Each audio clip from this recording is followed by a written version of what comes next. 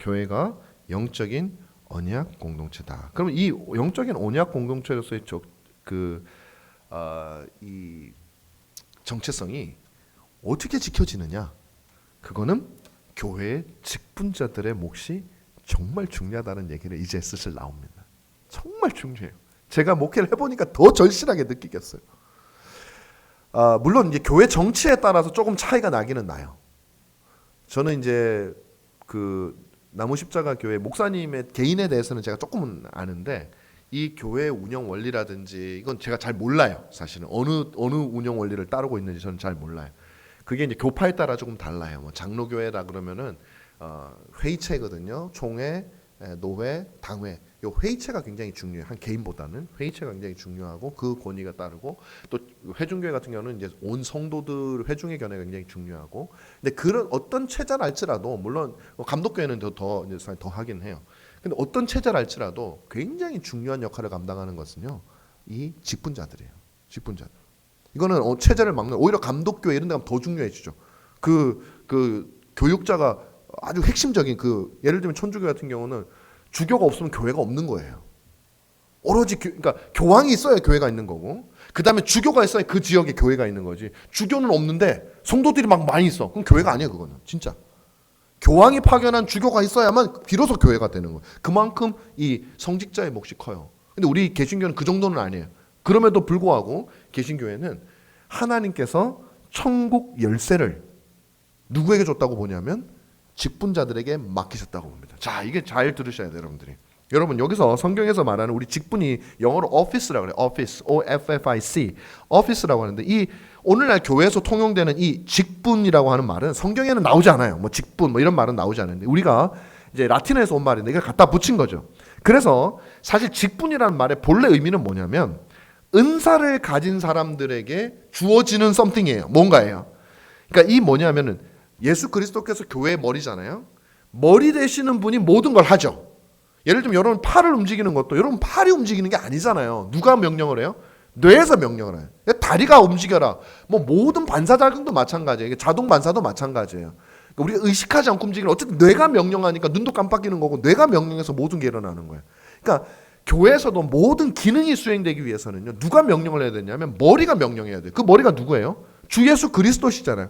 그러면 주 예수 그리스도께서 직분자를 세우시는 거예요. 근데 주 예수 그리스도께서 직분자를 아무나 세우실까? 아니죠. 주님은 만물을 창조하시고 만물을 미리 하시고 작정하시고 모든 것을 아시는 분이시기 작정하신 분이시기 때문에 하나님께서는 당신의 교회의 직분을 세울 사람들에게는 뭘 주겠어요? 그 직분에 해당하는 은사를 주신다고. 은사. 그 은사를 가지고 있는 자들이 그 직분을 행동하는 거예요. 여기서 중요한 게 뭐냐면 직분은 계급이 아니에요, 여러분. 많은 사람들이 계급으로 착각을. 그게 이제 로마 카톨릭 교회에서 오게 된 잘못된 전통이에요. 로마 카톨릭 교회는 모든 직분을 다 계급으로 만들어 버렸어요. 그래가지고 순서대로 올라가게 만들어 버렸다고요. 그게 한국에서도 통용이 되고 있어요. 원래 종교개혁자들은 그렇게 안 했거든요. 근데 한국에 워낙 이 계급적인 사회적 인식이 있다 보니까 서리집사하고 나서 남자 같은 경우 안수집사하고 나서 장로 이렇게 되는 걸로 알고 있어요. 근데 원래 그렇지 않아요. 직분은 은사에 따라 주어지는 거예요. 왜? 직분은요. 원래 라틴어에서 직분은 오피키움이라는 건데 이 오피키움이라는 건 의무라는 뜻이에요. 의무. 어떤 의무를 감당하는 어떤 일을 감당하는 사람이라고. 어떤 일을 감당하는 사람은 그 일에 합당한 탤런트가 있어야 돼요. 은사가 있어야 돼요.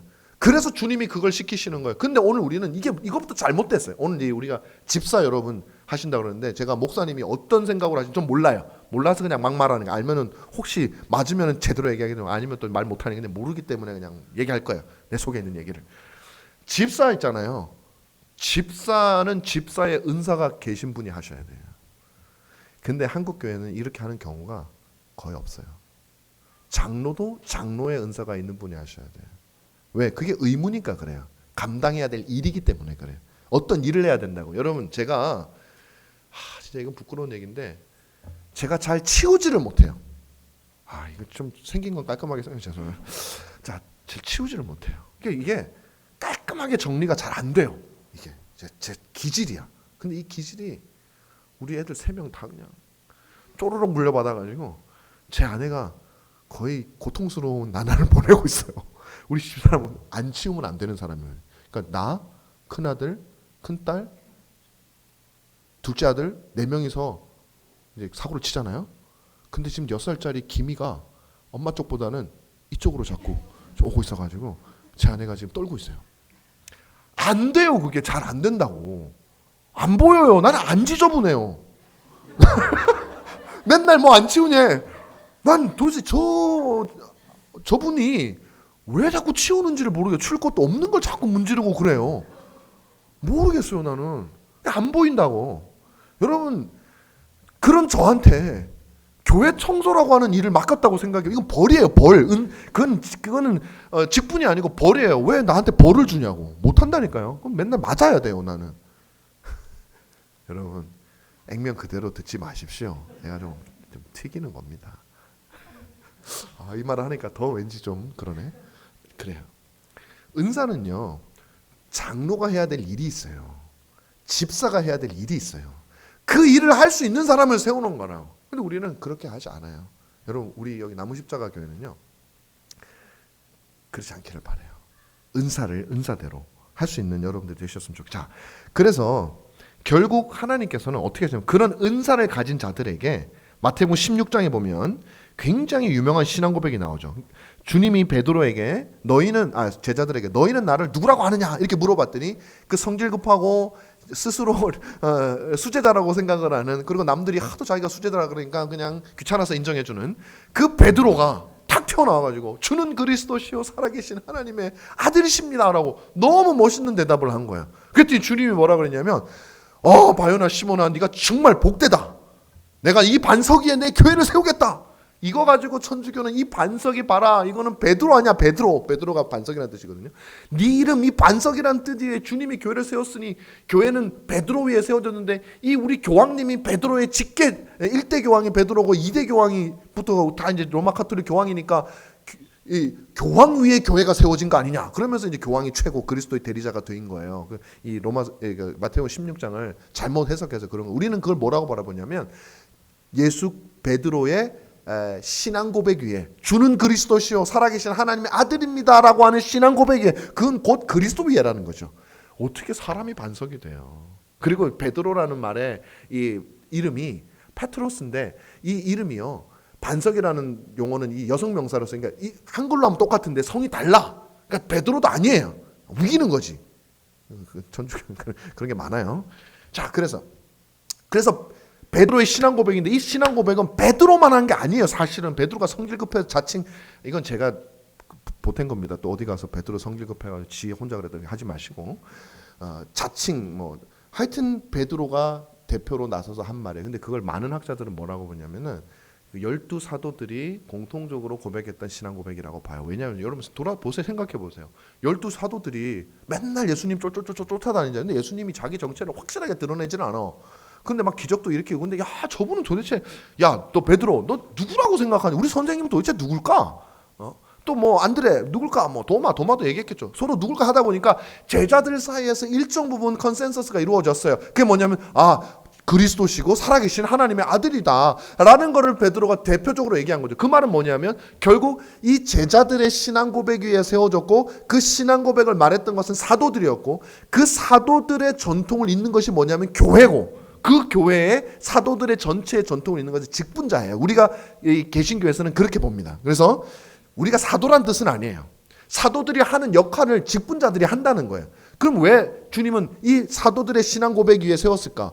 다시 말하면 이 고백, 이 믿음의 신앙 고백, 그리스도가 누구냐라는 고백에 교회가 세워졌다라는 것은 교회가 끊임없이 하나님의 말씀으로 그리스도가 누구신지를 전해야 된다라는 거예요. 그게 교회가 하는 거예요.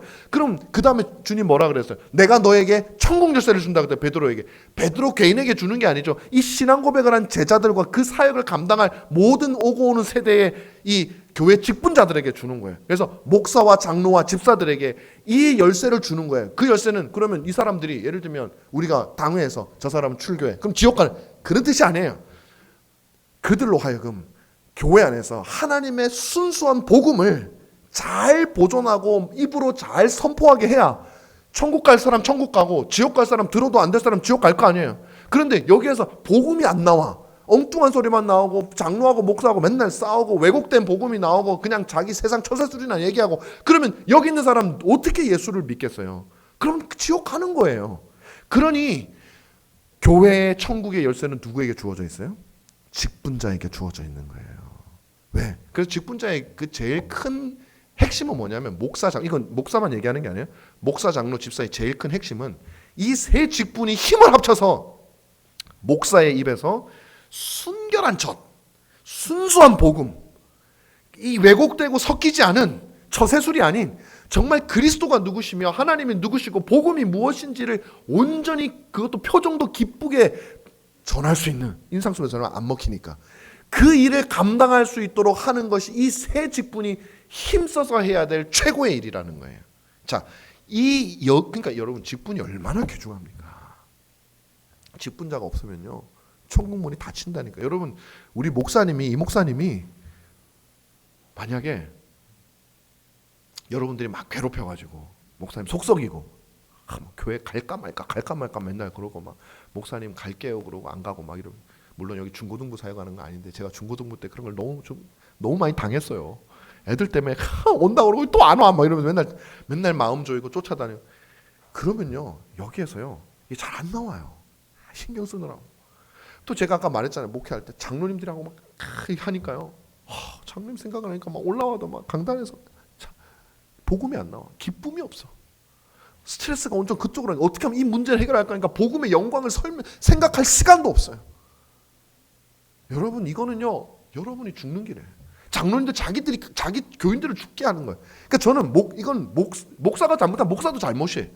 그러니까 어떻게 해야 되냐면 목사, 장로, 집사가 온 힘을 합쳐가지고 적어도 일단 가르쳐지는 거. 목사님이 강대상에서 복음이 흘러나올 수 있게.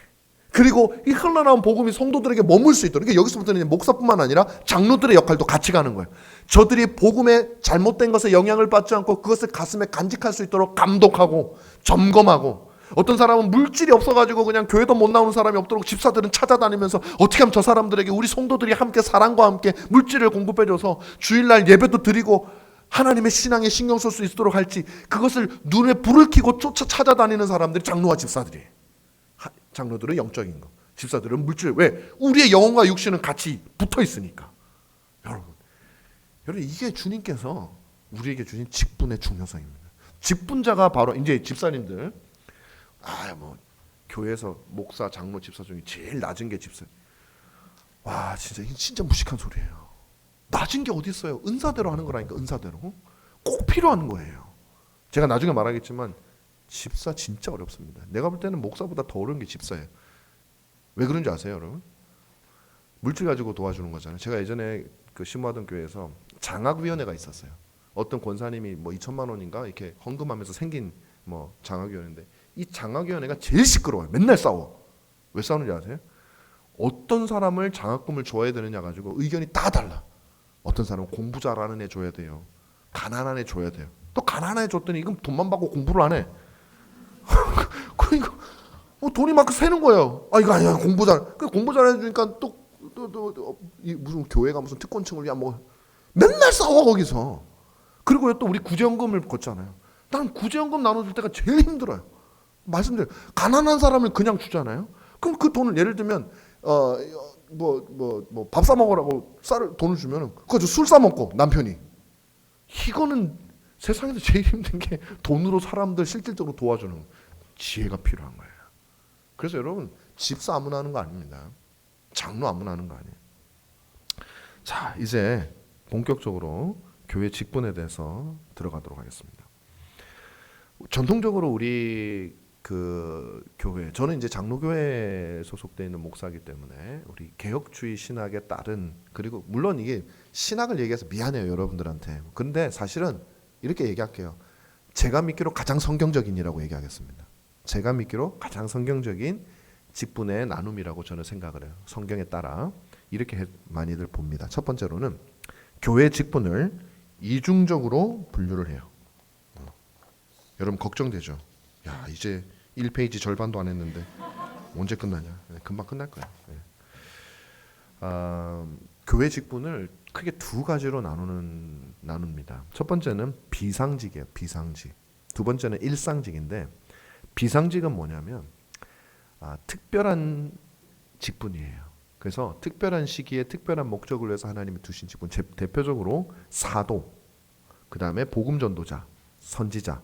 여기서 복음 전도자라는 거는 지금도 이렇게 길거리에 복음 그게 아니고 그거는 개인적으로 복음을 전하는 거예요. 직분자로서의 복음 전도자. 이게 어디 나오냐면 에베소서에 나와요. 4장에 거기 보면 하나님께서 어떤 이는 사도와 선지자와 복음 전도자로 부르셨다 이렇게 돼 있고 어떤 이는 목사와 교사로 부르셨다 이렇게 돼 있거든요. 앞에 나오는 사도와 선지자와 복음 전도자라는 이 세 가지는 초대교회나 성경에 기록될 그 당시까지만 있던 아주 특별한 직분으로 보는 거죠. 근데 이렇게 안 보는 사람도 있어요. 그 대표적인 게 뭐냐면 소위 우리가 말하는 신사도 운동이에요. 사도는 언제든지 또 주어질 수 있다. 근데 이게 왜 문제가 되냐면 사도라고 하는 것은 그리스도를 여러분 보세요. 예수님이 승천하시고 난 다음에 사도행전에서 제자들이 사도를 뽑잖아요. 가룟 유다가 빠져나간 자리를. 그때 막 뽑지 않잖아요. 조건이 있어요. 우리와 함께 그리스도와 더불어서 같이 다녔던 사람 중에서 뽑는 거예요. 그러니까 사도라고 하는 거는 그냥 신앙 좋으면 사도가 되는 거는 아니에요. 그랬을 때 지금은 그리스도와 함께 다녔던 사람이 없잖아요. 그러니까 그리고 또 하나는 뭐냐, 사도는 성경이 기록되는 데 있어서 굉장히 중요한 역할을 하고 있어요. 그래서 사도들이, 그러니까 여러분 성경 정경이라고 하는 우리가 성경으로 될 때 인간이 이렇게 뽑은 건 아니지만 하나님께서 사람들의 여러 가지 회의라든지 아니 자연스러운 현상을 통해서 신약 성경 27권을 이렇게 만들어 주셔서 자연스럽게, 그리고 교회는 그것을 받았어요. 근데 최종적으로 그것을 받을 때 교회 안에서 논의되었던 기준 중에 하나가 사도성이라는 게 있어요. 이 성경 어떤 서신서를 쓴 사람이 사도이거나 혹은 사도와 직접적으로 교제를 하는 사람이 아닌 사람이 쓴 거는 정경에 못 들어. 예를 들면 헤르마스의 목자라고 하는 초대교회 많은 성도들이 봤던 그런 글이 있어요. 근데 굉장히 많은 사람들이 그 유익을 얻었어요. 근데 저자가 분명하지 않고 그렇기 때문에 거기 못 들어오는 거예요. 정경에. 무슨 말인지 알겠어요. 근데 이 사도가 지금도 있다 그러면 그 사람이 하는 말은 어떤 권위를 가지게 될까요? 왠지 성경과 같은 권위를 가지게 될 가능성이 굉장히 커요. 여러분, 사도가 왔다는데, 사도가 설교하는데 안 들을 거예요, 그 사람 말을? 그러면 여러분, 우리가 가지고 있는 이 성경의 정경성이 훼손되기 시작합니다. 이 말보다는 저 사도님 쫓아다니기 시작. 굉장히 위험한 거예요. 그래서 사도는 초대교회 선지자, 이런 그러니까 정경성과 관련이 될 만한 직분은 그 당시에만 있는 것으로 비상직으로 보는 거예요. 그 다음에 일상직. 우리가 소위 말하는 항존직이라는 표현을 많이 쓰는데 이거는 일상직이라 그래요. 그게 대표적으로 장로와 집사입니다. 장로와 집사. 교회가 설립되고 이제 정규적인 지도가 필요하기 때문에 교회가 존재하는 한 항상 있어야 되는 직분. 그래서 항존이라 그래요. 항존. 그래서 그게 뭐냐면 장로와 집사. 그럼 목사는 어디서? 목사는 어디에 포함이 되냐면 장로에 포함이 되는 거예요. 성경적으로. 그거는 여러분 성경 보시면 알아요. 목사를 어떨 때는 장로로 부르기도 하고 장로를 감독이라고 부르기도 하고 그렇게 왔다 갔다 하면서 불러요. 초대교회 신약성경 당시에는 이 용어가 구분이 잘 안 됩니다. 나중에 가면 이제 디모데후서 가면은 그게 조금 구분되는 게 보여요. 가르치는 사람과 더욱더 가르치는 자들에게 2배나 줘라 이렇게 표현하면서 치리하는 장로와 가르치는 장로 구분이 되는데 어쨌든 장로 속에 목사가 포함이 됩니다. 자, 그렇게 해서 일상직과 비상직으로 나누게 되는 것이죠. 그래서 여러분 지금 우리 어떤 직분이 있어요? 집사 있죠. 지금 우리 장로 있죠. 왜 그러냐? 그게 일상직이기 때문에 그래. 주님이 오실 때까지 일상적인 교회에서 항상 있어야 되는 직분이기 때문에. 어떤 사람들은 항존직이라 그러니까 장로가 항존직이다. 그래서 내가 30살 때 장로가 됐으니까 죽을 때까지 장로 해야 돼. 그렇기 때문에 항존직이다. 그게 아니에요. 한 번 장로 받으면 영원히 장로. 그래서 항존직이 아니라 교회가 항상 있을 때는 언제든지 있는 직분이다. 그래서 항존직이에요. 물론 장로가 없는 교회도 있죠. 근데 여기서 말하는 교회는 어떤 개교회 하나하나를 말하는 게 아니라 주님의 교회를 말하는 거예요. 그래서 그 교회가 있을 때는 그 직분은 그 시대에 항상 있는 거죠. 자, 이렇게 두 가지로 나눌 수 있는데 우리가 비상직은 볼 필요 없어요. 그건 이제 지나간 거니까 여기에 사도로 나올 사람도 없고 여기 선지자로 뽑힐 사람도 없으니까. 복음 전도자는 누굴 말하냐면 빌립, 스데반 같은 사람을 말하는 거예요. 집사라고 우리가 이미 많이 알고 있지만 여러분 빌립과 스데반 같은 사람이 사도행전에서 어떤 일을 했는지 한번 보세요. 복음 전도하러 다니잖아요. 스데반은 복음 전도하다가 돌에 맞아 죽잖아요. 마지막까지 복음을 전도. 빌립은 다니면서 많은 사람 전도하고 에디오피아 내시에게도 복음을 전하는, 그리고 특별한 권능을 하나님이 그들에게, 그러니까 그 시대에만 있었던 특별한 직분으로 보는 겁니다. 자, 그런데 우리가 관심 있는 것은 일상직이다. 자, 그럼 일상직은 어떤 사람이냐? 자, 봅시다. 일상직의 본질 하면서 교회 일상직 첫 번째 장로를 보겠는데, 제가 시간이 좀 없기 때문에 구약의 이스라엘 장로 간단하게 설명하겠습니다. 구약에도 여러분 이스라엘의 장로가 있어요. 그건요 신약 성경의 장로하고 똑같진 않아요. 자켄이라는 그 히브리어를 쓰는데, 이 장로는 뭐냐면 그 이스라엘 백성 무리에서 리더 역할을 하는 사람. 이게 시족 사회에서 원래 제일 어르신들이 있잖아요. 굉장히 파워가 세거든요. 모세가 광야에서 이스라엘 백성들을 나올 때 수백만의 사람들이 있었잖아요. 근데 재판을 받으러 다 모세한테만 나오는 거예요. 왜냐면 모세가 최고 지도자니까. 그러니까 모세 장인 이드로가 와가지고, 모세가 너무 피곤하다. 이 재판할 사람이 한두 건도 아닌데. 그러니까 막 졸면서 막 엉뚱한 얘기도 하고 막 그러거든요. 이거 제가 지어낸 거예요. 그냥 막 그러니까 장인이, 우리 사위 너무 피곤해서 안 되겠다. 일로 좀 와봐라 사위야. 그래서 네가 비록 하나님의 사람이지만 내가 좀 더 똑똑하니까 내 말 들어. 그러면서 장로를 좀 써라. 장로. 그래 네가 다 하지 말고 이 장로들이 다 그걸 판단할 수 있는 사람들인데 장로들한테 좀 맡겨. 장인어른 고맙습니다. 그래서 장로들한테 맡겨야 돼. 모세가 잘 먹고 잘 살았다. 뭐 이런 얘기가 있어요. 그래서 이 그런 역할을 감당하는 사람들이 있어요. 그러니까 그 백성들의 신앙을 감찰하고 그들의 행실을 감찰하고 그들의 정신적인 지주적인 역할을 하는 그런 사람들이 장로라는 사람들이 있었어요. 신약에도 마찬가지입니다. 신약에는 이제 장로라고 하는 제도가 생기게 되죠. 목사와 혼용되어서 생기지만 같이 사용되지만 장로라고 하는 사람이 있고, 여러분 디모데전서나 디도서 1장에 보면 장로의 자격과 장로의 어떤 준비 역할들이 설명이 되어져 있어요. 그런 거 보면 장로들은 성도들을 영적으로 감독하고 감찰하고 권면하는 그 역할을 감당한다. 그래서 장로의 역할에 대해서 우리 잠깐 보도록 하겠습니다. 장로의 역할은 리더 혹은 지도자다. 목사, 여러분 교사라고 하는 직분도 있어요. 교사라고 하는 직분도, 그러니까 우리가 이제 예전에 여러분 종교개혁자 중에 칼빈이라고 하는 사람 들어봤죠. 칼빈이라고 하는 사람은 교회에는 4가지 항존직을 주셨는데 목사와 교사와 장로와 집사라 그랬어요. 여기서 나오는 교사는 여러분 기뻐하시는 분이 계실 거예요. 나도 교사인데. 주일학교 교사가 아니고 주일학교 직분으로서의 교사를 말해요. 이건 지금으로 따지면 신학교 교수와 같은 사람이에요. 가르치는 일에 전념하고 교리를 연구하고 이단에서 방어하고, 그 대신 목사도 비슷한 일을 해요. 그러나 교사는 그거에 전념하고, 목사는 성례도 하고 설교도 하고 목회도 하고. 아시겠죠? 그래서 교사라고 하는 직분이 있었는데 지금은 없어졌어요. 어디로 통합이 됐냐면 목사에게로 통합이, 신학교 교수로 통합이 된 게 아니라, 신학교 교수는 교회의 직분이 아닙니다. 그건 직업이지. 직업과 직분은 달라요. 직분은 교회 안에 있는 거죠. 그건 지금은 없어요. 그러니까 목사로 통합이 된 겁니다. 그래서 장로의 역할은 리더 혹은 지도자, 목사, 교사, 성도를 구비시키는 이다. 제가 여러분 집사를 이번에 임직을 하는데, 제가 장로에 대해서 말씀을 드리는 것에 대해서 왜 그러냐 생각하지 마십시오. 언젠가는 여러분 교회도 장로 뽑으실 거죠. 네, 장로 뽑으셔야 되잖아요. 장로를 뽑으면요, 이 교육을요 장로한테만 시키는 게 아니에요. 그러면 안 돼요. 장로가 될 사람한테만 시키면 안 돼요. 왜? 장로는 누가 헌법을 제가 몰라서 성도들 투표로 뽑나요? 네. 장로를 누가 뽑습니까?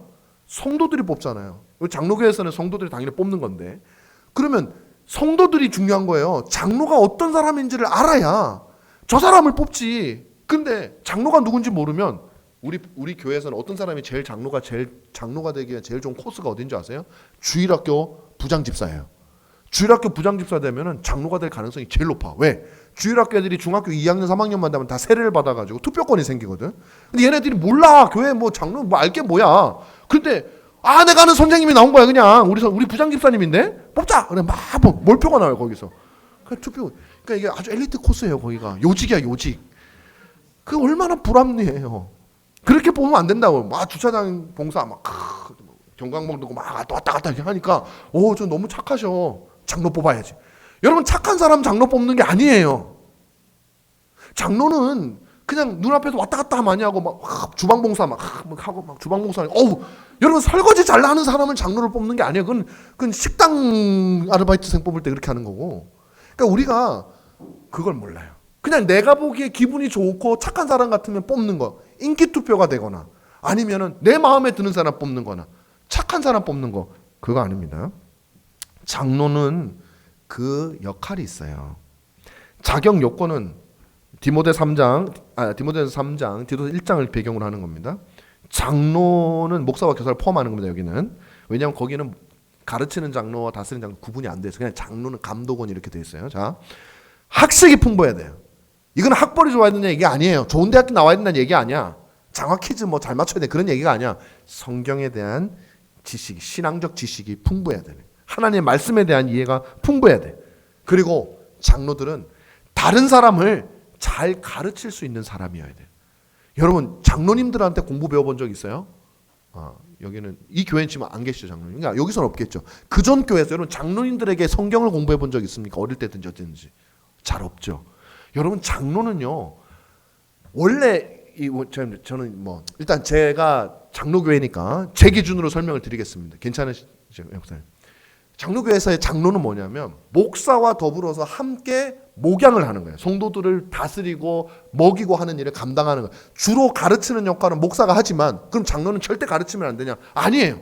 장로가 신방을 갈 수도 있는 거고요. 심지어 제가 미국에 다니는 교회는 어떻게 했냐면 거기는 장로교회가 아니고 네덜란드 개혁교회인데 거기는 주일날 목사님이 설교를 딱 하고 나잖아요. 그러면은 그 목사님이 성인들을 대상으로 해가지고 어떤 그 삶에 있어서 그러니까 패밀리 리빙 클래스라 그래서 부부로서 어떻게 신자로 살아야지 막 이런 것들을 막 설명, 가정 뭐 자녀들을 어떻게 키워야 되고 뭐 이런 걸 가르치고요.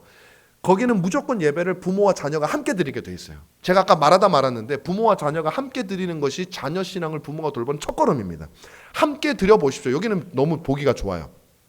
함께 드려보면 어떤 일이 벌어지게 되냐면 애들이 예배 안 드리는 모습을 보게 됩니다. 떠드는 모습을 보게 됩니다. 그림 그리고 있는 모습을 보게 됩니다. 그때 부모는 짜증나죠. 스트레스 받죠. 열받죠. 믿음이 좋고 막 주여 주여 하면 좋겠는데 애가 막 그림 그리고 잠이나 자고 있으니까. 그럼 짜증낼 게 아니라 그게 여러분 자녀의 현재 상태예요. 그걸 내가 보고서 하나님께 주중에 기도해야 되는 거예요. 이 아이의 영혼을 위해서. 근데 주일학교 보내놓으면 애들이 의자 밑에 기어다녀도 모르잖아. 그냥 주일 잘 끝났으니까. 그러니까 애들을 위해서 기도할래야 기도할 수가 없는 거예요. 뭐 하다가 일로 왔는지 모르겠네.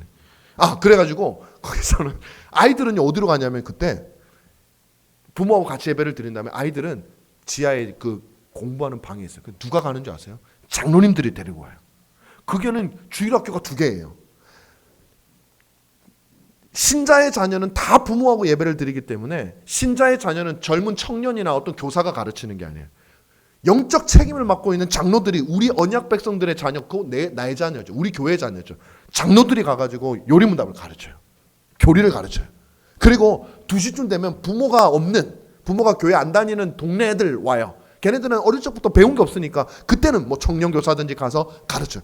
주일학교를 따로 분리를 해요. 왜? 수준이 다르거든. 거기는 가정에서 다 가르치기 때문에 얘네들하고 같이 예배드리면 얘네도 오히려 안 좋은 버릇을 가지게 돼요. 신앙에서. 어른하고 다 배우고 신앙교육 다 받고 있는. 근데 어쨌든 그걸 장로들이 가르친다고.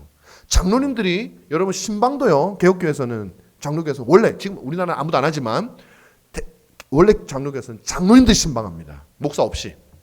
왜? 그 역할을 맡은 거예요. 교인들의 신앙을 감찰하라고. 감찰하려면 뭘 알아야 감찰을 하죠. 신방을 가가지고 권면을 하려면 뭐 신학을 알고 뭘 알아야 권면을 하죠. 안 그러면 매 가가지고 힘드시죠. 아유 주님이 다 잘해 주실 거예요. 기도해 드릴게요. 아버지 부자 되게 해주세요. 그러고 나온다니까. 할 말이 없어요. 할 말이. 그냥 사람들에게 세상적인 위로를 주는 거 외에는 할 말이 없다고요. 제가 미국에 있을 때 전 한국에서 못 경험해 본 거예요. 캐나다 교회에서 개혁교회예요. 캘거리에 있는 교회인데 캐나다 사람들. 그 교회에서 한국 그 개혁교회가 있었어요. 6가정이 있었다고. 그 6가정이 그 목사님이 한국으로 들어오는 바람에 이 6가정이 갈 교회가 없어요. 물론 한인교회가 있는데 거기는 워낙 뭐 신학적으로나 교회적으로 제대로 안 돼 있기 때문에 이 사람 갈 생각도 안 하고 어디를 갈까 했더니 캐나다 개혁교회를 가기로 했어요. 여기 오겠습니다 하고 똑똑했더니 어서 오십시오 바로 해요. 이게 아니라 점검이 필요한 거예요. 이 사람들이 어떤 사람인지 모르잖아요. 와가지고 교회를 흐려놓을 수도 있고 어떨지도 모르잖아요. 그랬더니 한 비행기 타고 3시간 정도 되는 미시간 저기 서부 캘거리에서 제가 이제 공부했었던 그 학교로 연락이 온 거예요. 그래가지고 한국 목사 1명을 보내달라고. 학교에 저한테 연락이 왔대요. 제가 박사과정 하고 있을 텐데. 그래서 저보고 가래. 그래서 저 돈도 없네. 돈이고 뭐 다 대준대요. 가죠. 비행기표 다 대주고. 그래서 캘거리를 제가 갔어요. 가가지고 그 목사님 댁에 내가 머물면서 장로님 2명하고 목사님은 신방도 안 해. 장로님 2명하고 저하고 6가정을 한 며칠 동안, 그러니까 6가정을 3일인가 하루에 2가정씩 가가지고 장로님이 신방을 하는 거예요. 너희는 신앙 고백은 뭐며 믿는 것은 뭐며 뭐 모든 거 다 듣고, 나는 그걸 보면서요, 뭔 신방을 장로가 저렇게 잘하냐. 나는 한국에서 목사님들 하는 신방은 사실 한 30분 만에 다 끝내고 나오는 거야. 30분도 길어. 밥 먹을 때는 1시간 넘어가지. 너무 내가 희화시키나? 진실 반, 반. 그렇게 빨리빨리 해요. 왜냐면 그렇게 해야 돼. 왜? 우리는 신방을 어떻게 하는지 배운 적이 없어요.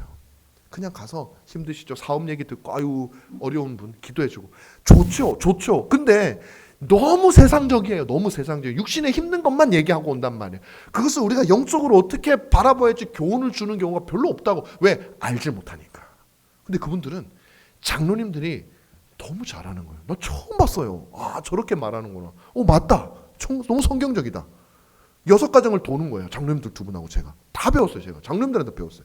그러고 나서 마지막에 목사님하고 저하고 장로님 2분하고 앉아서 이 사람들을 우리 교회 회원으로 1차적으로 받아들이는 우리 그걸 과정을 진행할 거냐 안 할 거에 대해 제 의견을 그거 하러 날 부르는 거예요. 저는 한 것도 없어요. 듣기만 했어요. 그러고 나서 한국 목사인 너도 개혁교회 목사니까 한국교 목사인 너의 의견을 한번 얘기해봐. 그거 하느라고요. 저 왕복비에다가 숙박비 나중에 그 로키 산맥 구경까지 시켜주더라고. 그 돈을 다 대줘. 놀랐어요. 난 한경인데. 그러니까 그만큼 회원을 가입하거나 할 때 정성을 들이고, 심지어는 거기는 어떻게 하냐면 이렇게 해요. 어떤 사람이 회원 가입을 한다 그랬잖아요. 그럼 그냥 받아주지 않고 교회에서 일단은 다 통과해도요. 그냥 무슨 요리문답을 하고 그러니까 다 통과를 해도 공고를 붙여요. 이 사람이 우리 교회에 이름 붙여놓고 우리 교회 회원이 되려고 하는데 반대 의견 있는 사람은 반대 의견을 제시하라는 거예요. 왜냐? 이 사람이 사생활은 어떻게 사는지 모르잖아요. 교회 잘 나오죠. 6개월 동안 1년 동안 공부는 잘하죠. 근데 집에서 밤마다 술 먹고 아내를 때리는 사람인지 알게 뭐예요. 그래서 교인들 중에 이 사람의 행실이 나쁩니다. 그러면 보류. 그렇게 교회의 순결성에 대해, 물론 그게 담을 쌓는가라고 느껴질 수도 있어요. 그러나 그렇게 하지 않아요. 그렇게 느낄 게 아니라 교회의 순결성을 지켜서 이웃들에게 바른 복음을 알리기 위한 거다. 이렇게 보시면 돼요. 어쨌든 그 장로님들을 그렇게 가르치시는 거예요. 장로들은요, 여러분, 그리고 잘 알고 성경 지식을 잘 알아야 목사님이 하는 것 중에 잘못된 것을 구분하죠. 그걸 구분 못하는 거예요. 어떤 장로님들은 목사님을 비판해요. 근데 저는요, 진짜 제가 목사지만 저 판단에 잘못되는 거 정말 많아요. 그리고 내가 확신이 없는 것도 너무 많아요. 그래서 나는 정말 좋은 장로님, 인생의 경험도 있고 정말 신앙도 있고 성경 지식도 알고 교리도 알고 그런 장로님이 제가 잘못하는 판단, 이런 교회 어떤 사업을 잘못 판단할 수 있는 거잖아요.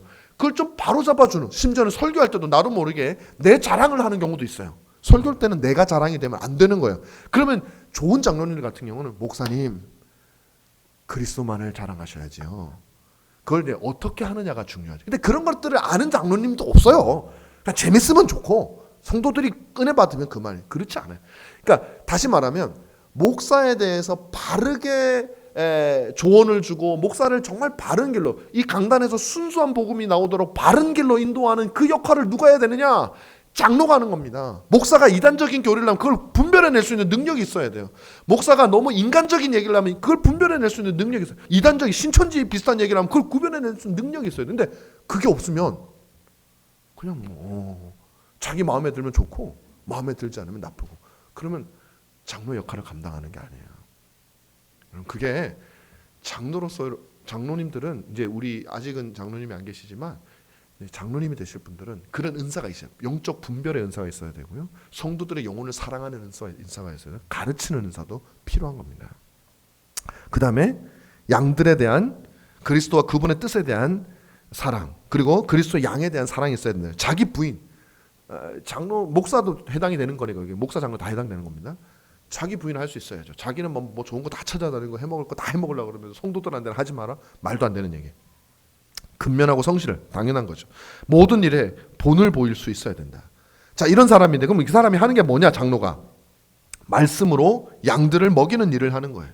쉬지 않고 그들을 위해서 기도하는 일을 하는 거예요. 이게 다 목사가 하는 일이죠. 장로도 같이 하는 겁니다, 여러분. 장로가 얼마나 중요한 직책인지 몰라요. 여러분, 장로님들이 교회에 딱 서 있잖아요.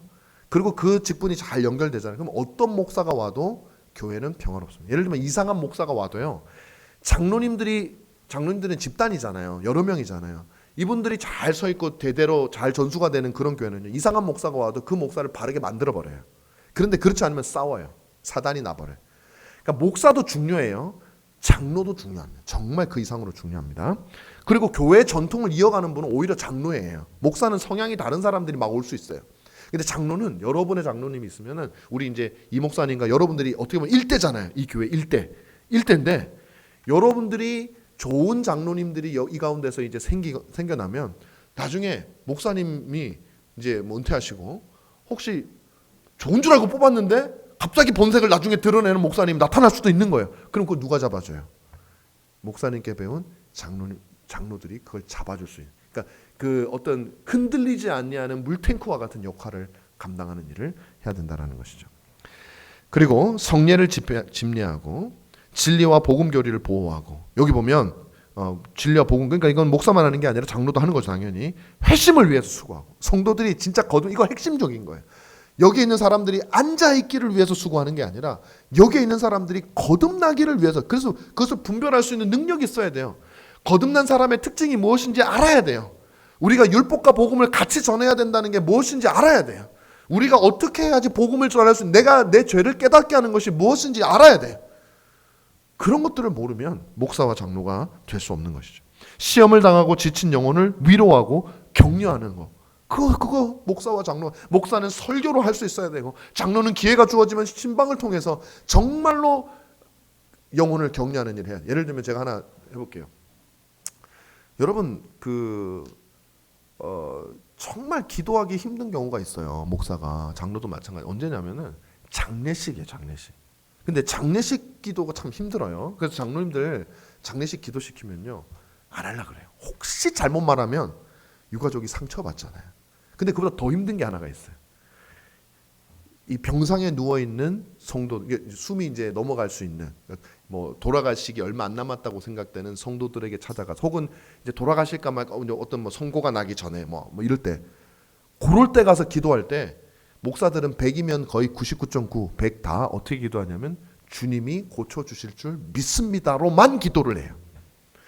하나님이 혹시라도 데려가시면 이 영혼이 그것을 잘 감당할 수 있게 해주십시오라는 기도를 하는 목사님을 나는 한 번도 본 적이 없어요. 제가 존경하는 목사님이, 제가 전도사 때 우리 목사님이 암에 걸리셔서 의사는 한 달 정도의 시한부를 했어요. 그래서 요양원에 계셨어요. 그래서 저뿐만 아니라 그때 부목사 했던 선배들부터 해가지고 한참 선배들부터 해가지고 다 이제 병문안 한꺼번에 갔어요. 그때 1호 부목사님이니까 나이가 제일 저보다 지금은 아마 그분이 은퇴할 때가 다 60몇 살, 70살 다 돼가실 거예요.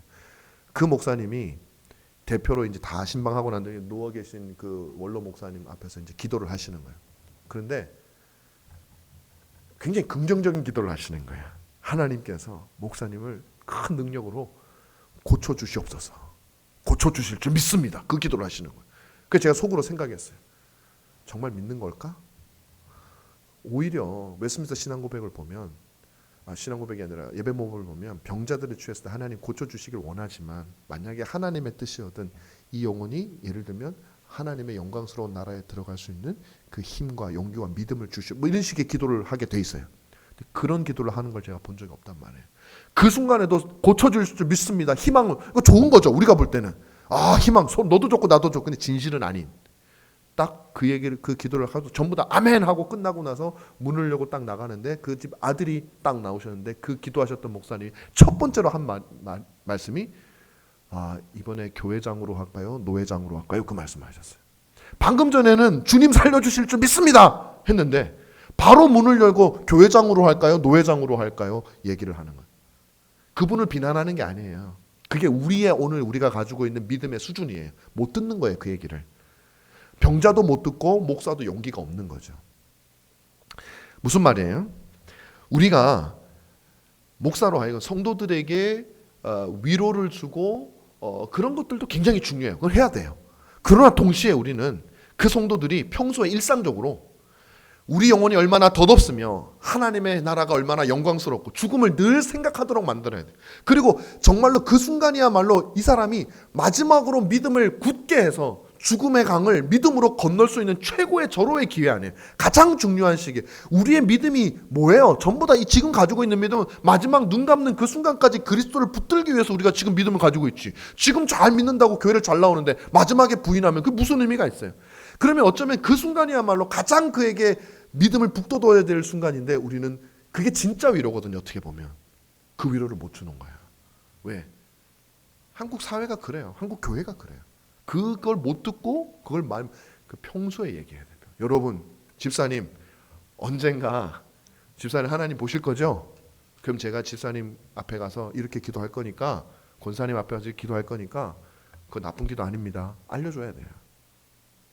여러분 목사님이 여러분들에게 뭐 목사님 아무래도 좀 더 빨리 가실 가능성이 크지만 어쨌든 간다 얘기하니까 기분이 나쁘신 건가? 아니죠. 우리 다 가는 거예요. 목사님 혹시 그렇게 기도하시더라도 주님, 목사님 아멘. 주님 그리스도께서 나를 기다리시고 계십니다. 걱정하지 마세요. 저는 오히려 목사님이 걱정입니다. 이러면서 가는 그런 성도가 있어야 돼요. 저는 미국에서 제가 다니던 교회에서 그런 얘기를 참 많이 들었어요. 목사님이 거긴 노인들이 굉장히 많거든요. 목사님이 힘들게 막 그런 얘기를 하면 목사님 걱정하지 마세요. 저는 이 험한 세상 살아가실 목사님이 걱정입니다. 그러고 가는 그 얘기를 많이 여러 들었어요. 여러분 우리도 그런 일들을 경험해야죠. 자, 가난한 자를 돌보고 환자를 신방하고 교회의 규칙을 수호하고 같은 믿음과 고백을 하는 어떤 교회와도 교제를 하고 말과 행동에 경건과 정직한 마음으로 거룩한 본이 되는 거. 이렇게 얘기하고 나니까 장로 될 사람이 아무도 없죠. 그냥 포기하시면 안 돼요. 이걸 완벽하게 하는 사람이 장로가 되라는 게 아니에요. 그거 결정은 여러분이 하시는 겁니다.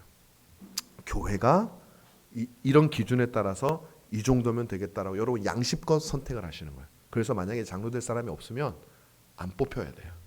근데 한국은 뽑힐 때까지 투표합니다. 1차, 2차, 3차. 나중에는 사람들이 지겨워서 아무나 뽑아버려요. 그렇게 되면 안 돼요. 안 뽑히면 하나님의 뜻이 아닌 거예요. 그리고 뽑히면 그 사람은 무겁게 받아들이면서 이런 사람이 되기 위해서 힘을 써야 되는 겁니다. 자 여기서 좀 더 이거 가르치는 장로. 제가 미안합니다. 제가 잠깐 착각을 했네. 가르치는 장로이기 때문에 당연히 가르치는 은사가 있는 거죠. 미안해요.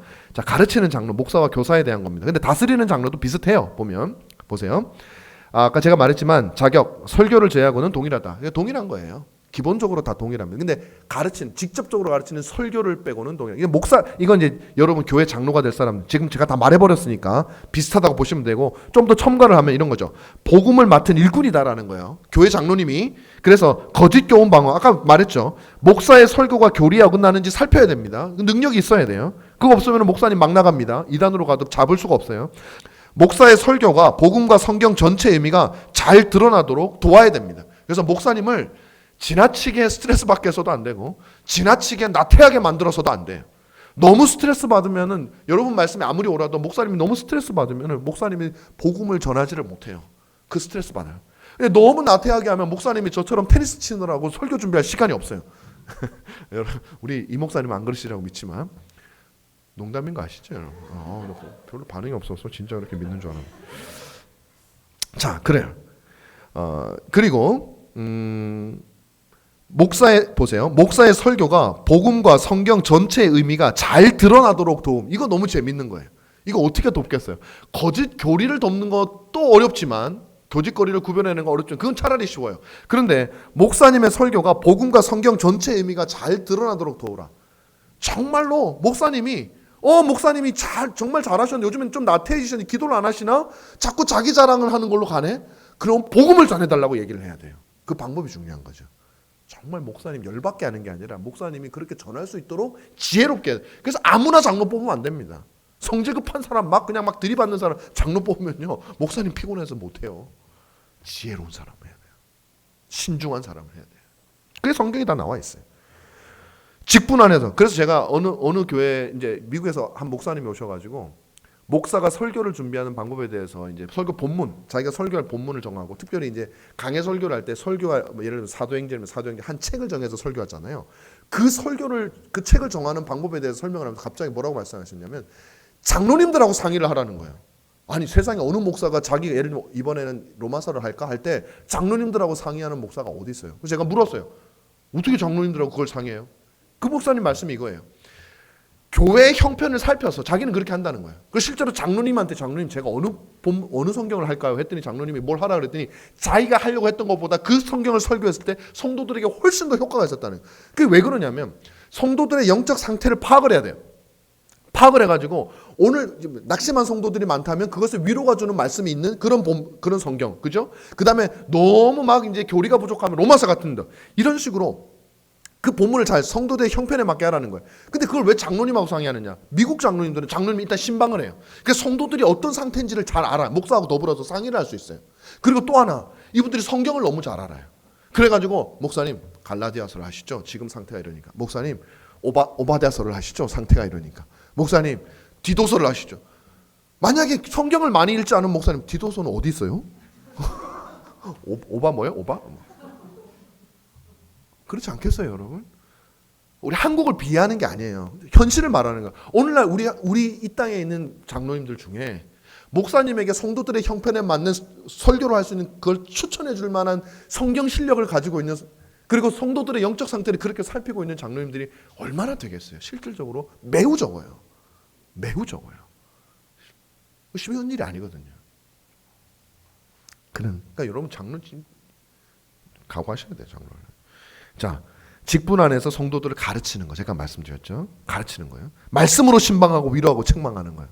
여러분 스코틀랜드 장로교회에서는 어떻게 하냐면, 여러분 그 신방 받아 보셨어요? 아마 젊은 분들이라 목사님 신방을, 우리 이 목사님 말고 전통교회 신방을 받아본 분들이 많지 않을 거예요. 목사님들이 신방을 하면 사실 어떤 그냥 근황 물어보고 어렵다 그러면 같이 기도해주고 이게 거의 답니다. 그런데 스코틀랜드 교회에서는 어떻게 했냐면은 무서워했어요. 성도들이 신방하면 자녀들에게 묻습니다. 아버지 소일의 문답 잘 가르쳐 주시니? 너희 가정 예배 잘 하고 있니? 점검을 해요. 그래가지고 가정 예배 안 하고 있잖아요. 7이에요. 실제로 지금 말고 옛날에. 지금 뭐 저도 어떻게 하는지 모르겠어요. 그러니까 신방은 뭐냐면 적절하게 점검을 하고 때로는 훈계도 하고. 그러려면 아까 말했지만 멤버십이 제대로 갖추어져야 돼. 최소한 정회원 제도가 있어야. 정회원 제도라는 게 막 특별한 게 아니에요. 원래 있는 거예요, 교회에. 지금 그냥 아무나 며칠 나왔다고 등록서 쓰면 등록되는, 그게 이상한 거예요. 교회는 그런 곳이 아니기 때문에 그런 거예요.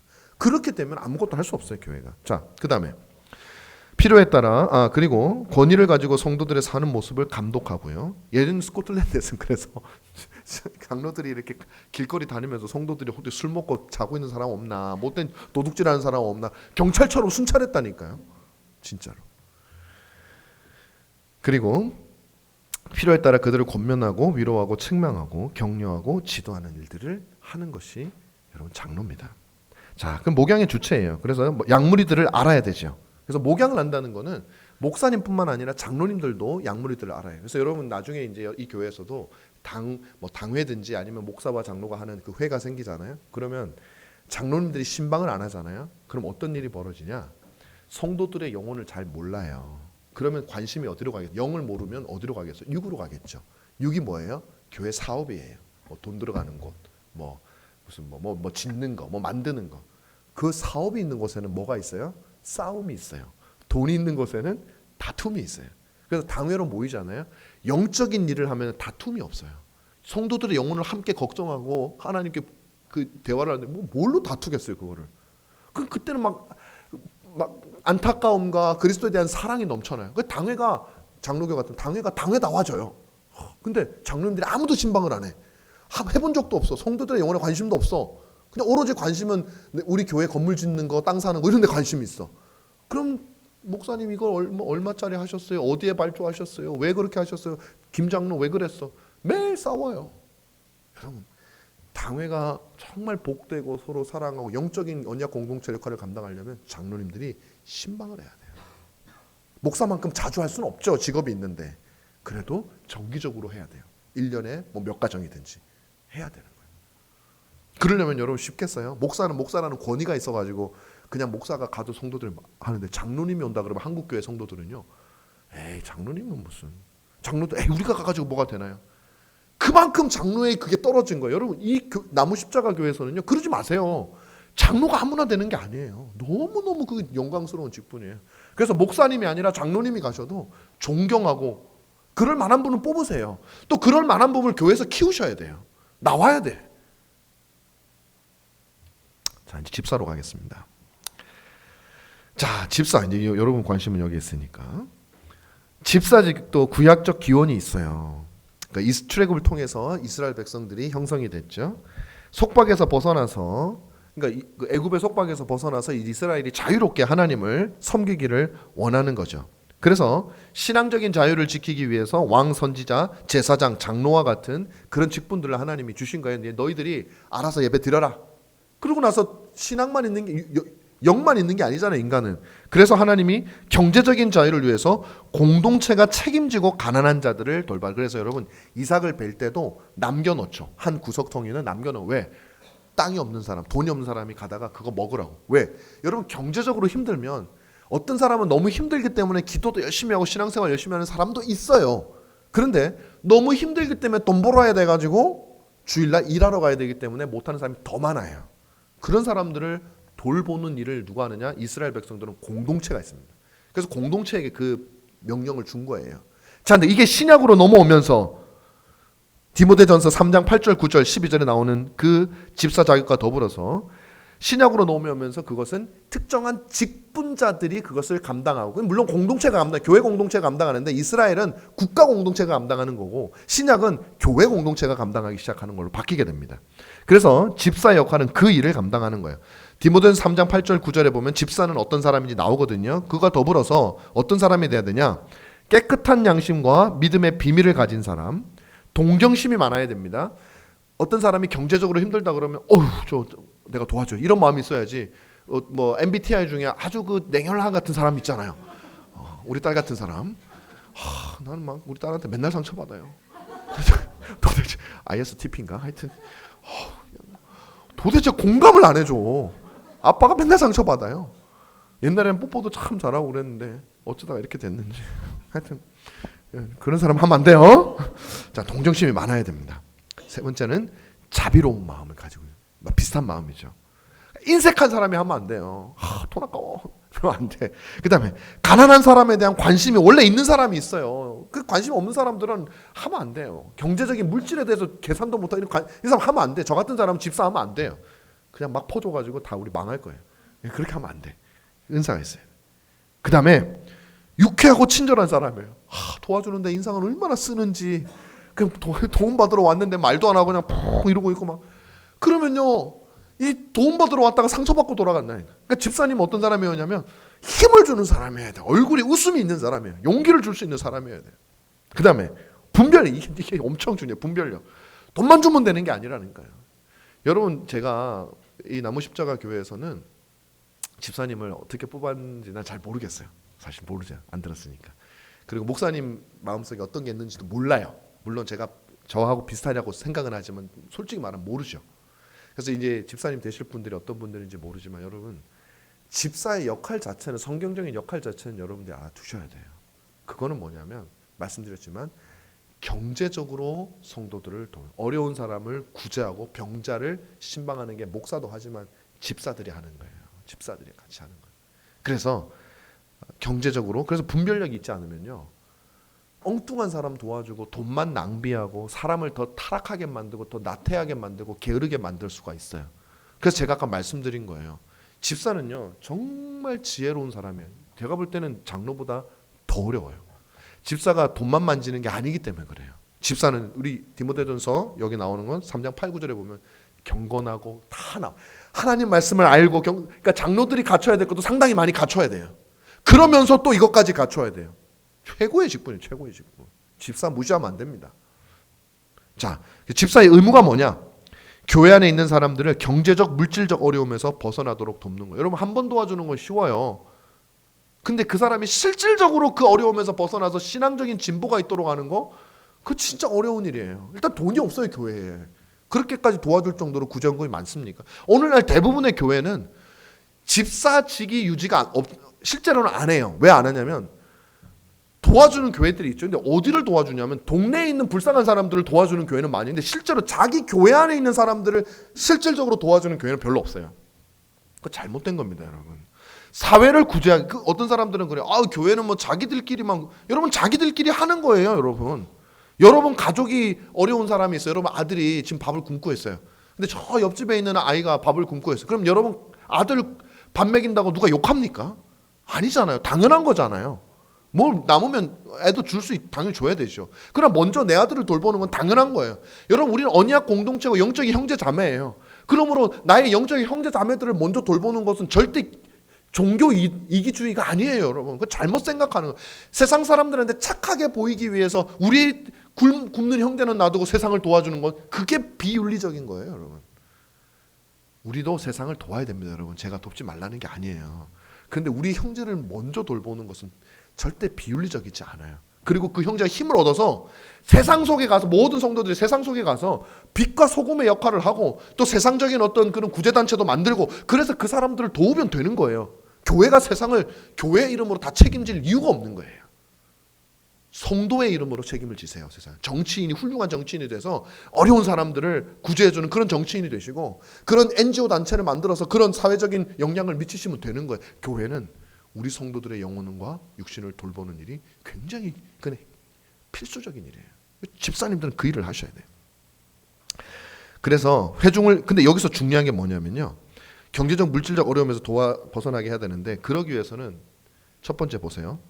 회중을 권하여 동참케 하는 거예요. 이게 누가 하는 일이라고요? 집사가 하는 거예요, 원래. 그러니까 집사님은, 이거 우리 한국 교회는 지금 장로가 해야 될 일, 집사가 해야 될 전부 목사가 해요. 목사 한 사람이 못하니까 부목사를 두는 거예요. 부목사 가지고 안 되니까 신방전도사님도 두고, 그러니까 그걸 원래 장로와 집사가 해야 되는데, 그걸 모두가 일단 목사에게로 왔고, 그걸 목사가 자기 역할을 대행해주는 사람들을 고용해가지고 하는 거예요. 이거 잘못된 겁니다, 사실은. 원래는 필요 없어요. 부교육자들 사실 장로들만 잘 서 있으면요, 크게 필요 없어요. 그렇다고 여러분 그게 뭐 나쁜 거다 이런 뜻은 아니에요. 우리 형편이 그렇기 때문에 그건 대용으로 하는 거지, 그게 원래가 아니라는 얘기예요. 자, 그래서 회중을 권하여 동참, 회중들이 구제헌금을 내게 하는 거 목사가 하는 일이 아니에요, 여러분. 집사가 하는 거예요. 목사가 복음도 전해야지, 구제도 동원해야지, 뭐도 다 해야지. 그러니까 목사 독재가 생길 수밖에 없는 거예요. 목사한테 다 맡겨놨잖아요. 어떻게 독재를 하네요? 전부 목사가 다, 목사 보고 다 하라는데. 집사가 하는 거예요. 집사가. 목사니까 물론 목사를 비롯한 뭐 장로교 같은 당회와 상의해서 허락받고 해야 되지만 집사가 하는 겁니다. 그 다음에 신방하에서 성도들의 물질적 형편을 살피는 거 집사도 신방해야 됩니다. 왜? 물질적 형편을 살피지 않으면 어떻게 그 사람들이 어려운지 알겠어요. 제가 미국에 있을 때 여러분 그 교회는 그걸 하더라고요. 나 놀랐어요. 장로도 하더라고요. 장로도요. 제가 왔더니 성찬에 참여해야 되는데, 성찬에 난 그냥 목사니까 당연히 그냥 참여시켜주는 줄 알았더니 그 전날 토요일날, 그 전주인가 그 전날인가 하여튼 토요일이에요. 장로님 2명이 오셨어요. 와가지고 너 우리 교회에서 성찬 있는데 테스트 통과해야 된대. 이게 무슨 자존심이 집에 장로님이 나 목사인데 무슨 점검하는데, 하이델베르크 요리문답 점검을 하는데, 내가 교리를 가르치는 사람인데 무슨 장로님이 와가지고, 사실 그때 하이델베르크 잘 몰랐거든요. 자존심은 상하더라고. 근데 장로님이 물어보시는데요, 물론 그게 어려운 걸 물어보는 거 아니기 때문에 목사가 가지고 지식으로 충분히 대답할 수 있는 거였죠. 그래서 통과해가지고요, 그래서 제가 성찬에 참여할 수 있었어요. 장로님들이 점검을 하더라니까. 당연한 거죠. 그 교회를, 목사가 아니라 다른 교회에서 목사 할아버지가 와도 그 교회를 지키는 사람은 목사와 장로들이거든요. 장로들이 할 자격이 있는 겁니다. 집사는요, 제가 박사과정에 들어가가지고 합격은 했는데 돈이 없었어요. 등록금. 어떻게 소문이 났는지 모르겠어요. 웬 집사님이 전화로 왔어요. 그 교회 집사님 전화. 너 합격했는데 돈이 없다며? 너 얼마 필요해? 그러는 거예요. 왜 물어요? 그랬더니 집사래. 교회 집사 역할을 감당하는 거예요. 그래서 그거를 생활도 어려운 거 아니까 우리가 보조해 주겠다고. 어떻게 알았는지 저는, 물론 제가 그 학교를 안 갔기 때문에, 장학금 주는 학교를 나중에 갔기 때문에 받지는 않았어요. 그러나 그걸 알고 연락을 주는 것부터 저는 신기했어요. 그것도 집사님이 주셨어요. 목사님이 저한테 물어본 게 아니에요. 그 일이 실제로 일어나요. 할 수 있어요. 우리는 보지 못했기 때문에 안 한다지만 이건 반드시 해야 되는 일이죠. 그 다음에 성도들의 영혼을 돌보는 의무가 있습니다. 여러분, 물질만 돌봐주는 게 아니에요. 우리의 목적은요, 집사라도요, 목적은 성도들의 영혼을 돌보기 위해서 물질을 돌보는 거예요. 근데 여러분, 물질과 영혼은 같이 가기 때문에 물질을 돌볼 때 영적인 지식이 없으면 사람 망친다니까요. 물질을 도와주면서 영적인 지식을 같이, 복음을 같이 전하잖아요. 그것만큼 효과가 있는 게 없어요. 그래서 여러분, 집사님이 어떨 때는요, 훨씬 더 성도들에게 영적으로 큰 영향력을 미칠 수 있어요. 돈 주면서 전하니까. 그리고 사람들이 기가 쏠깃하고 막 마음이 가난해져가지고 집사님 말씀 잘 듣는다니까. 그래서 집사님도요, 영적인 분별력이 있어야 돼요. 성경 지식이 있어요. 복음을 가르쳐줄 수 있는 능력이 있어야 돼요. 분별력이 있어야 되죠. 그래서 복음을 가르칠 능력, 영적인 도전을 주어서 예배와 교리의 교육에 참석하도록 권면을 하는 거예요. 자, 그럼 이렇게 어려운 형편에 있지만 우리가 이렇게 도와줄 테니 교회의 영적인 활동에 참여하십시오라고 권면하는 거예요. 권면하는 거예요. 그리고 성도들을 영적으로 권면하고 책망하며 위로할 수도 있어야 돼요. 권위가 있는 거예요. 직분자는 천국 열쇠를 가지고 있잖아요. 권위가 있는 거예요. 병자들을 신방하여서 그들의 영혼이 죽음을 준비할 수 있도록 하거나, 이거 나오죠? 병자들을 신방해서 뭘 하라고요? 그들의 영혼이 죽음을 준비할 수 있도록 하거나 회복된 신자가 신앙생활을 잘 감당하도록 권면하는 것도 여러분 집사가 하는 거예요. 집사가. 목사도 못하는 걸 집사가 해야 되는 거예요. 이제 여러분 집사님, 여기 집사님 누구신지 여기 계시나요? 집사님 되실 분? 아직 안 했어요. 이제 앞으로 할 거예요. 그래. 잘 됐네. 각오하셔야 돼. 죽을 수 있어요. 주님이 부르시더라도 믿음을 가지셔야 됩니다. 그거 하셔야 됩니다. 근데 또 섣불리 하시지 마시고요. 기도 많이 하시고 잘 준비하셔가지고 그렇게 할 수 있어야 돼요. 왜? 병자 신방도 집사가 하는 거거든요. 여러분, 제가 이제 결론으로 하고 이제 마치려고 하는데요. 그 전에 요 말은 꼭 전해야 되겠어요. 사실 뭐 좀 더 자세하게 전하면 자세하게 전하겠죠. 여러분 보시면 어느 정도 알 수 있을 거라 싶어서 제가 여기까지만 하겠습니다. 그런데 이걸 말씀을 드릴게요. 집사든 장로든 뭐 그 명칭이 중요한 건 아니에요. 그런데 그 기능은 정말 중요한 거예요. 왜냐하면 성경에 기록되어 있기 때문이죠. 성경은 누가 쓰신 거예요? 성령님이 쓰신 거죠. 성령님은 그리스도의 영이죠.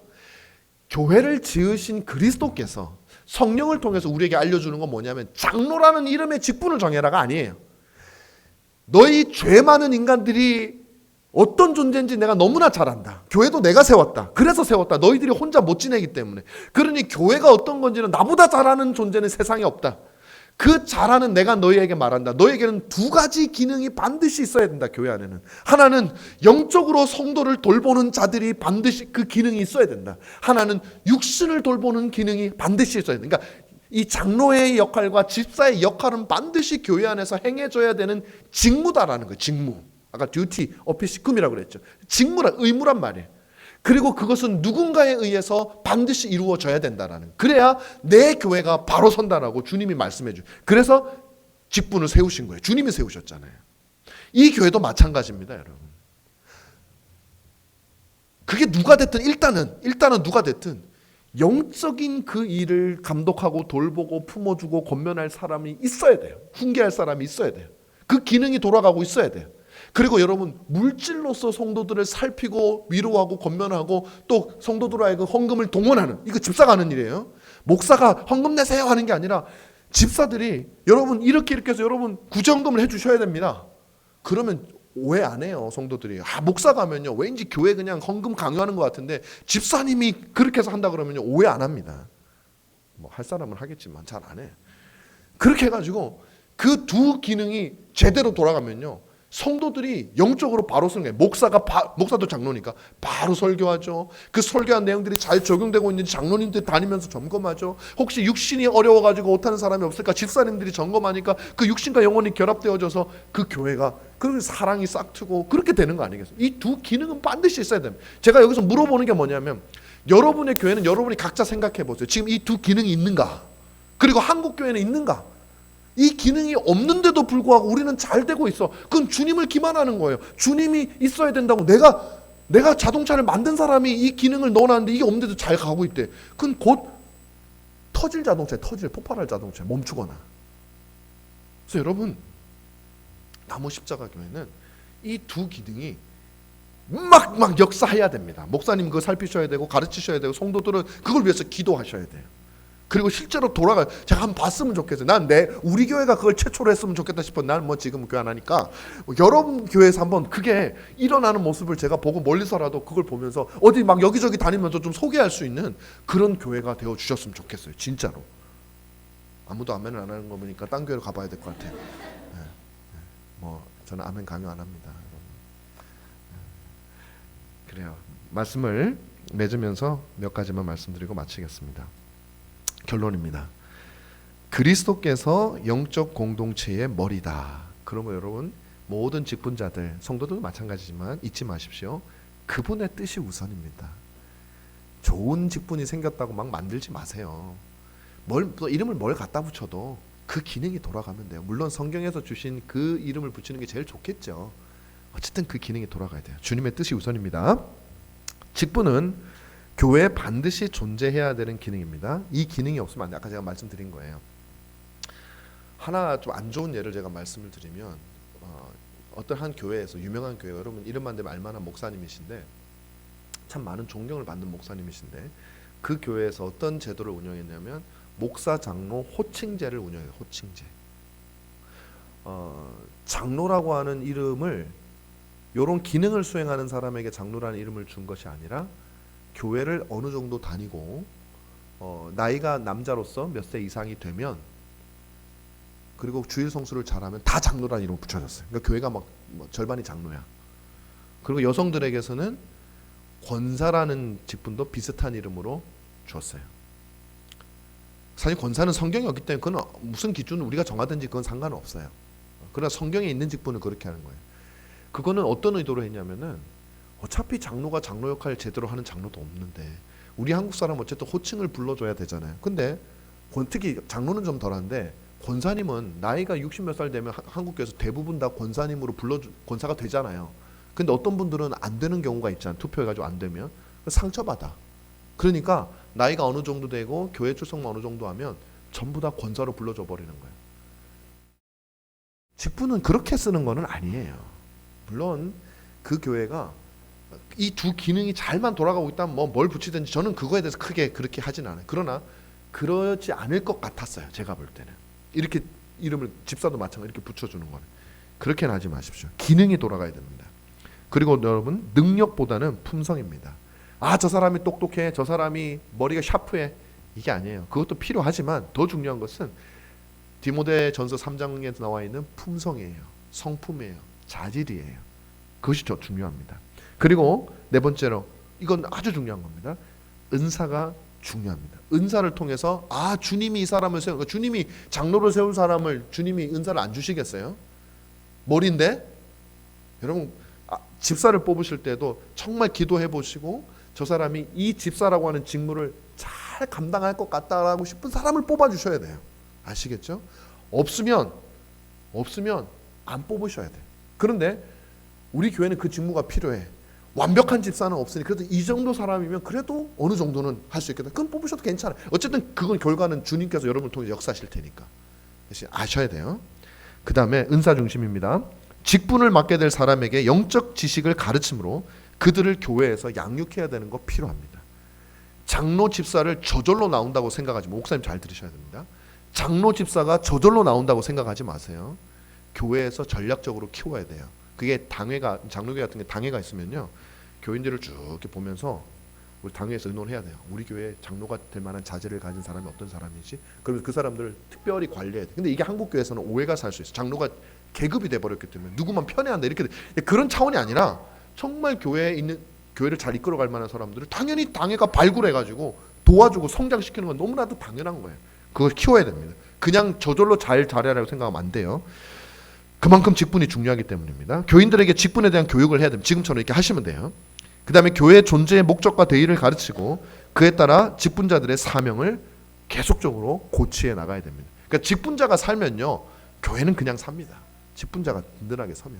정말 저는요, 좋은 장로님, 좋은 집사님, 우리 한국교회는 이제 어쨌든 성경적인 집사는 별로 없으니까 그 역할을 하는 사람, 좋은 장로님들을 모신 교회를 보면 진짜 너무 부러워요. 목사님이 정말 행복하실 것 같아요. 저는 여러분 교회가 가능성이 있다고 봐요. 왠지 모르지만 있을 것 같아. 저는 예지 능력이 없습니다. 있을 것 같아요. 그래서 겸손하게 여러분, 또 젊은 세대가 많이 있으니까 정말 나이가 들어가더라도 세상 사람들 보고 찌들지 마시고 겸손하게 교회에 분란이 일어나지 않도록 여러분들 기도하면서, 그게 쉽지 않아요. 섭섭할 때 있고 나를 오해하는 것 같고 막 내가 공격당하는 것 같고 그 오해가 한번 쌓이면 그런 경우도 얼마든지 일어날 수 있어요. 그때 믿음으로 여러분들이 그걸 이겨내는 사람이 진짜 장로가 떨어졌다고 해서 막 낙심하고 막 교회 가는 사람은 진짜 잘 떨어지길 잘한 사람, 다른 교회 가는 사람은 떨어지길 잘한 사람이에요.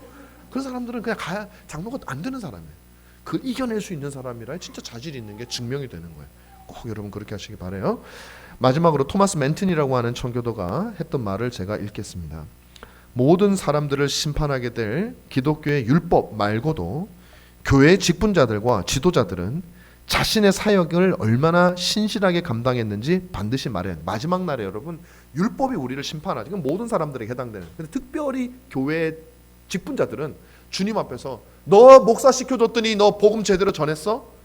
너 장로 시켜줬더니 장로의 직분을 감당했어? 너 집사 시켜줬더니 불쌍한 사람 한번 찾아다니기나 했어? 너 천국 열쇠를 왜 그따위로 행사하는 거야? 라고 하는 책망을 받을 수 있다는, 내가 뭘 했는지 말해야 되기 때문에.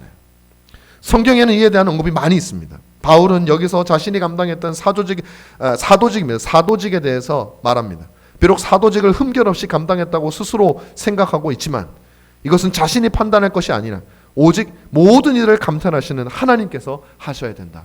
직분을 맡으시는 분은 두렵고 떨림으로 맡으시고, 맡으면 일단 주셨으면 그것은 회중들을 통해서 하나님이 여러분에게 주신 거라고 믿고, 여러분 그 할 수 있는 대로 충성을 다하면, 그저 주님 앞에 가서 주님 저는 부족하지만 그래도 제가 할 수 있는 최선을 다했습니다. 그럼 주님 뭐라고 하시냐면, 야 내 기준이 안 되니까 너 가. 그렇게 하시지 않고, 그래 착하고 충성된 자가 너가 부족하지, 그래서 내 아들이 있는 거 아니겠냐. 그러니 걱정하지 말고 나의 잔치에 참여하라고 여러분들을 인도하실 거예요. 여기 계신 모든 우리 성도 다 뭐 직분자가 되면 좋겠지만, 그러나 그 중에 좋은 직분자를 선택하시고 집사님 선택하시고, 그분은 나중에 주님 앞에 고할 때 주님 제가 그래도 아는 대로 했습니다 라고 고백할 수 있는 여러분 되시기를 간절히 바랍니다. 제가 기도하겠습니다.